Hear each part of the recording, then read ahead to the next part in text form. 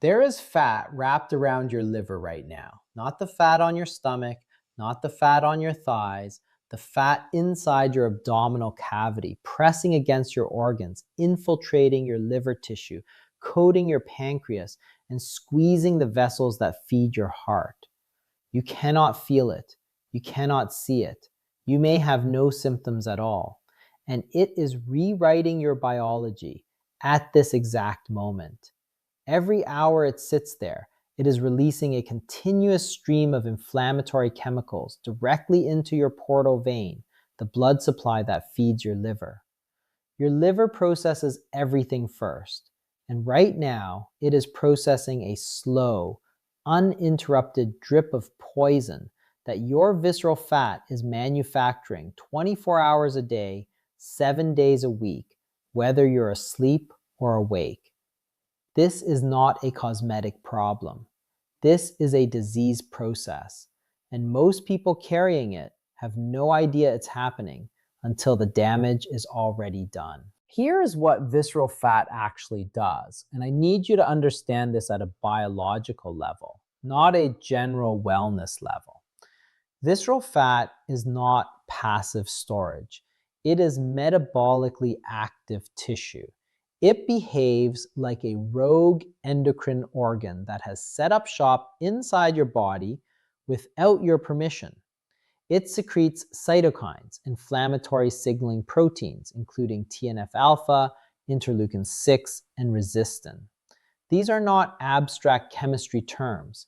These are the same molecular signals associated with rheumatoid arthritis, cardiovascular disease, and accelerated neurodegeneration.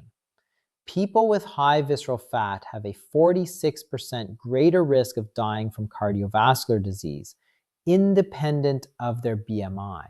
You can be a normal weight, you can have a flat stomach, and visceral fat can still be silently destroying the tissue around your heart.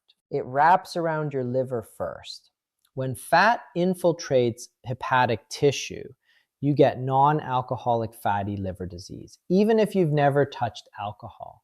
The liver is your body's master detoxification organ. When it's strangled in visceral fat, its ability to regulate blood sugar collapses, insulin resistance follows.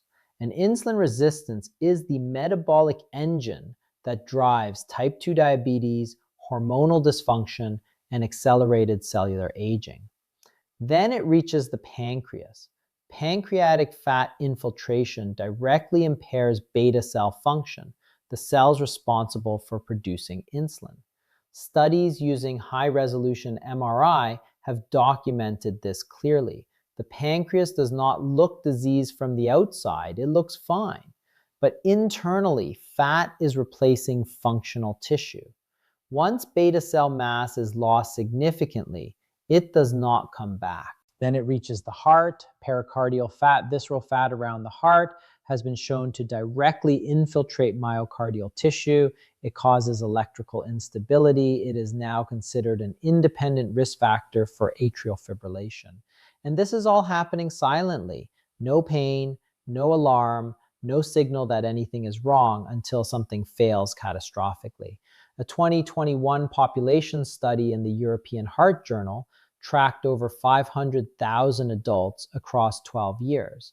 Their conclusion: visceral fat was a stronger independent predictor of premature death than smoking, total cholesterol, and blood pressure combined. You are not dealing with a cosmetic issue. You are dealing with a disease process that is building inside you right now. You've tried things. I know you have. You've cut calories, you've done cardio, maybe you've done intermittent fasting, maybe you cleaned up your diet, and maybe you even lost weight on the scale. But here is what the research shows. Standard caloric restriction and aerobic cardio preferentially burn subcutaneous fat, the fat just under your skin, the visible fat, not the visceral fat around your organs. In a landmark 2009 study in obesity, participants who lost body weight through caloric restriction alone showed disproportionately small reductions in visceral fat relative to total fat lost. Their subcutaneous fat dropped significantly. Their organ fat barely moved. They looked better. Their internal disease process was almost unchanged.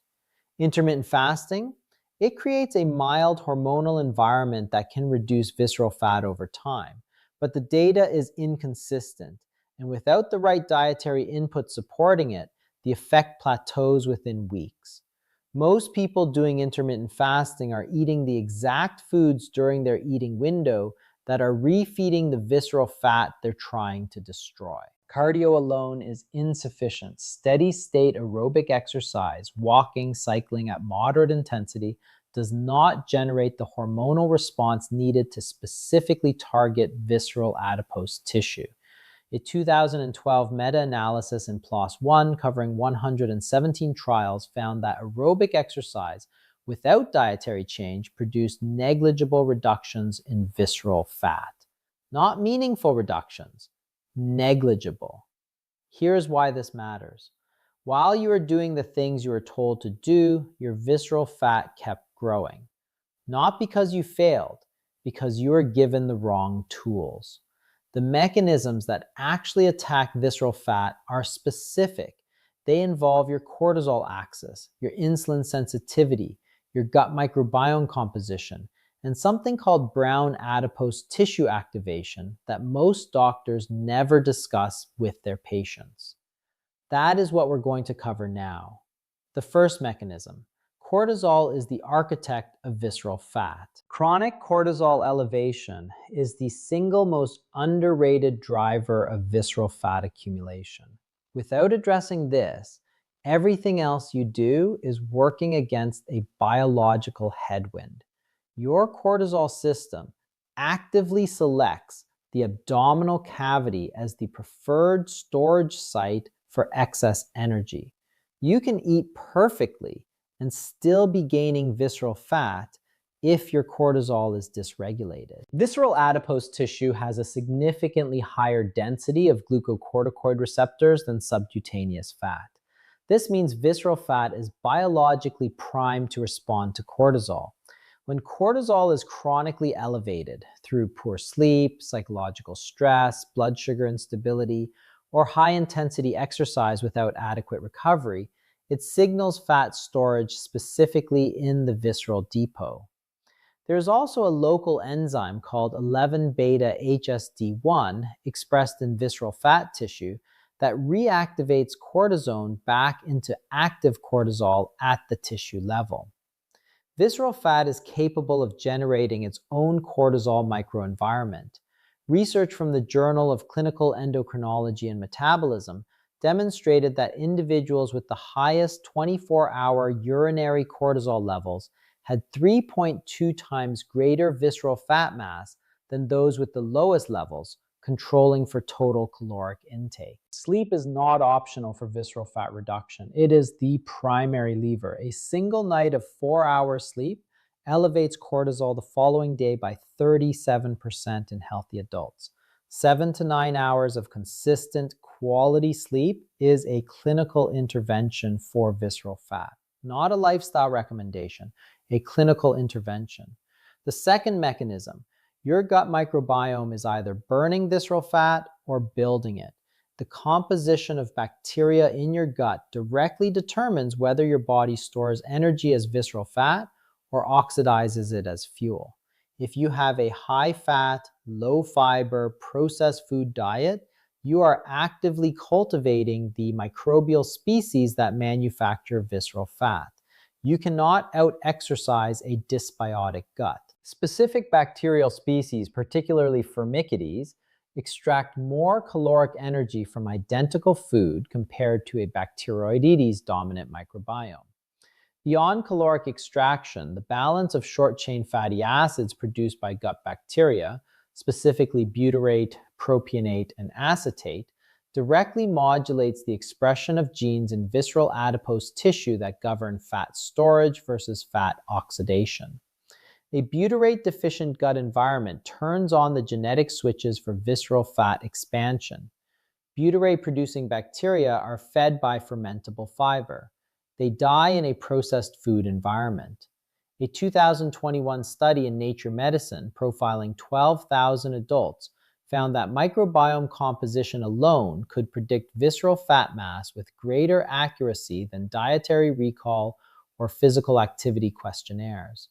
The microbiome was a better predictor of internal fat accumulation than what people reported eating. Introduce 2 to 3 daily servings of fermentable fiber, not supplemental fiber, food-based fiber, leeks, garlic, green bananas, cooled cooked potatoes, oats. These feed bifidobacterium and lactobacillus species directly implicated in short-chain fatty acid production.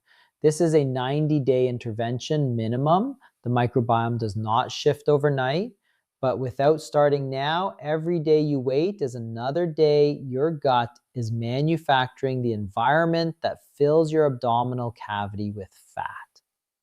The third mechanism, brown adipose tissue, is the internal furnace most people have turned off.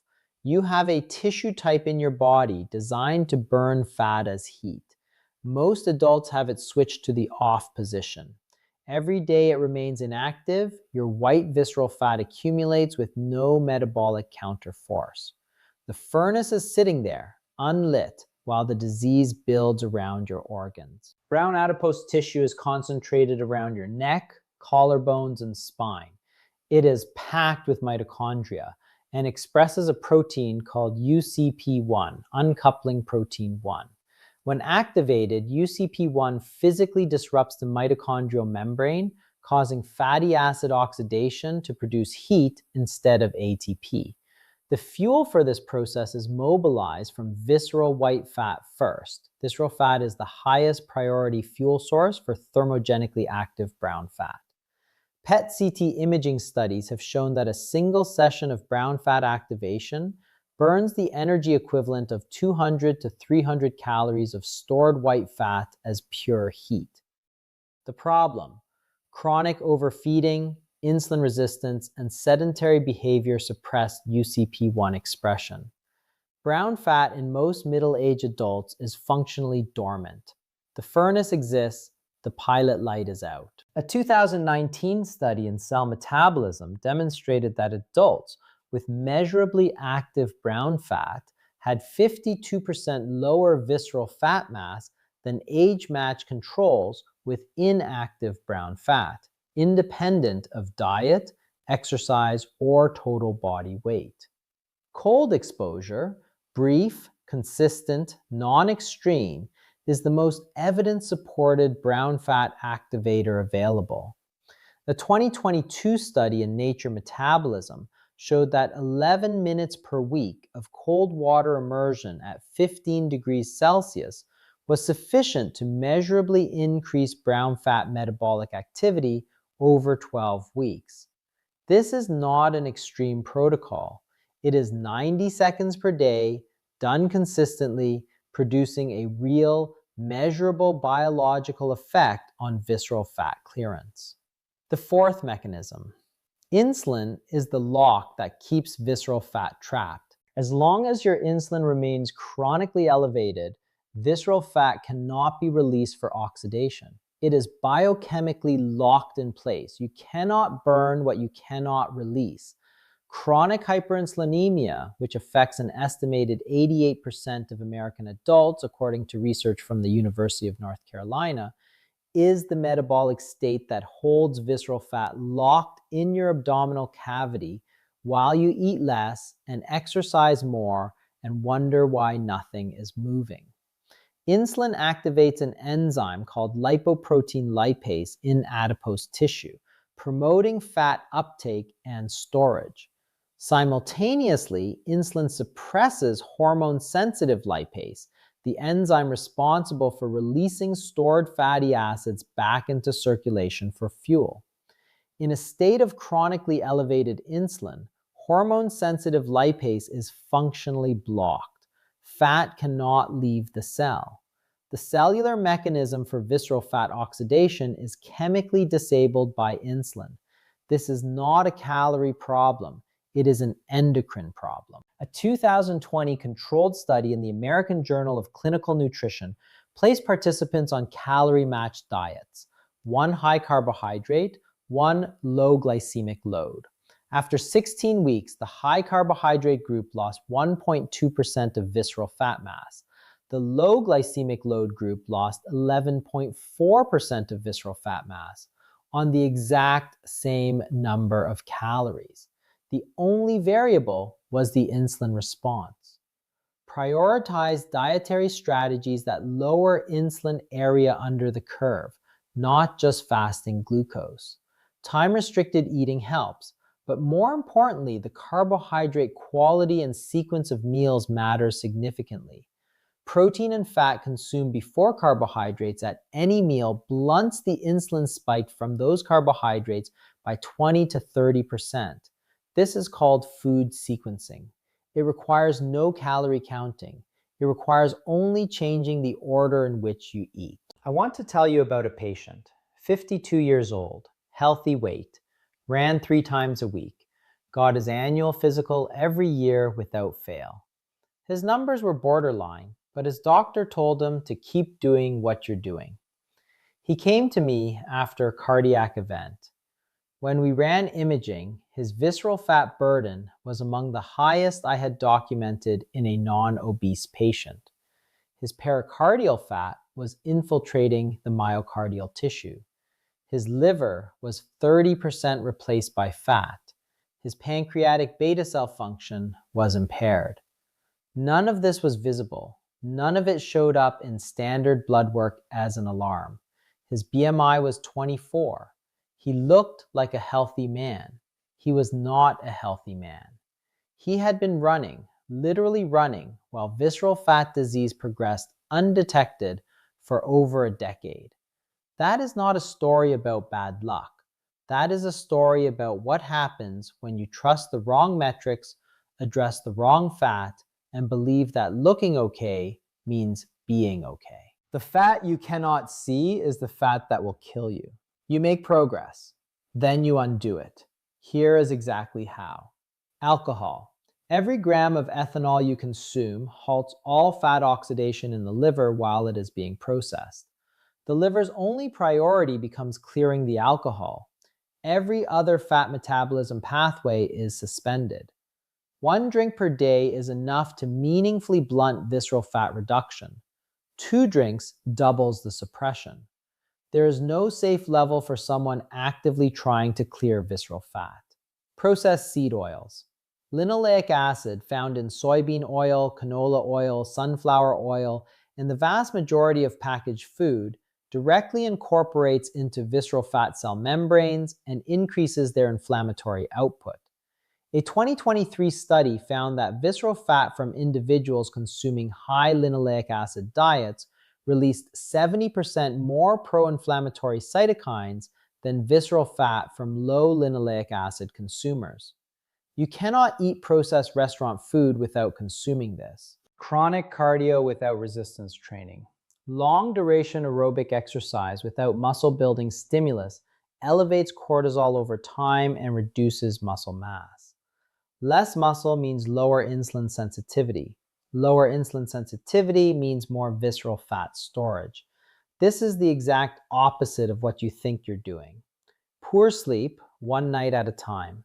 A single night of disrupted sleep increases ghrelin, suppresses leptin, elevates cortisol, and raises fasting insulin the following morning. This is documented, reproducible, and cumulative. You are not recovering from this in 1 good night.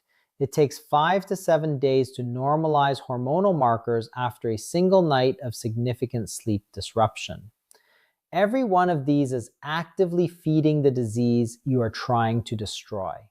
Here's what you do this week, not next month, this week. Fix your sleep first. Everything else is downstream of this. If you are sleeping fewer than 7 hours, you are chemically preventing visceral fat reduction, regardless of diet or exercise. This is not a preference, it is biology. Add food sequencing to every meal. Protein first, vegetables second, carbohydrates last. No other dietary change required to start. That simple restructure will lower your insulin response to every meal you eat for the rest of your life starting today. Begin cold exposure, 60 to 90 seconds of cold water at the end of your shower. Start tomorrow morning. Your brown fat will respond within days. The clinical evidence is clear. The disease is inside you right now. It is not waiting for you to be ready. It is not pausing while you think about it. The only clock that matters is the one that has been running since before you started watching this video. If you want to understand exactly what to eat to accelerate visceral fat clearance, the specific foods, the timing, and the combinations that the research actually supports, I've covered that in detail in the next video. Click it now. Because the dietary piece is where most people have the most room to improve and the most misinformation to undo.